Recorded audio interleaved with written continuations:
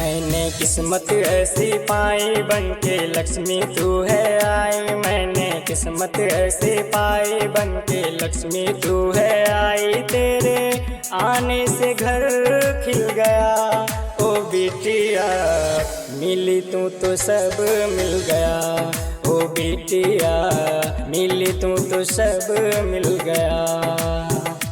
मैंने किस्मत ऐसी पाई बनके लक्ष्मी तू है आई। तेरे आने से घर खिल गया ओ बिटिया, मिली तू तो सब मिल गया ओ बिटिया, मिली तू तो सब मिल गया।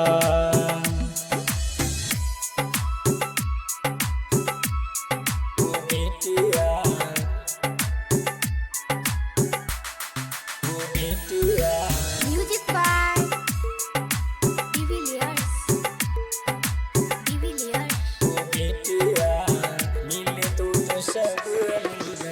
तू फूलों से मुस्काए सदा खुशियाँ बरसाए, मेरे दिल की धड़कन है ओ बिटिया तू फूलों से मुस्काए सदा खुशियाँ बरसाए, मेरे दिल की धड़कन है ओ बिटिया तू। मैंने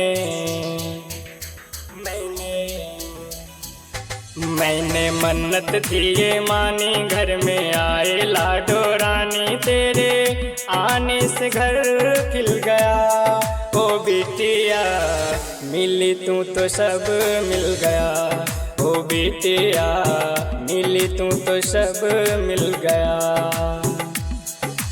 अंगिका रिकॉर्डिंग स्टूडियो, रुपौली पूर्णिया, बिहार।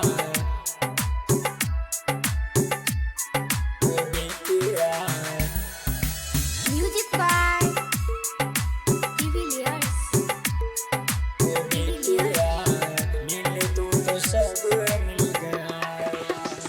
तू जन्नत से भी प्यारी, तू आंगन की किलकारी, मेरी सांसों में बसी है ओ बिटिया तू जन्नत से भी प्यारी, तू आंगन की किलकारी, मेरी सांसों में बसी है ओ बिटिया तू।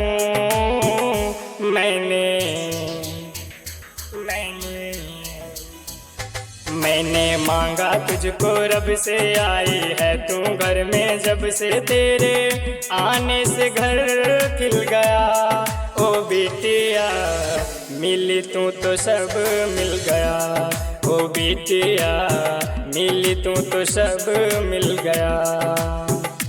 मैंने किस्मत ऐसी पाई बनके लक्ष्मी तू है आई। तेरे आने से घर खिल गया ओ बिटिया, मिली तू तो सब मिल गया ओ बिटिया, मिली तू तो सब मिल गया। Angika recording studio, Rupauli Purnia, Bihar.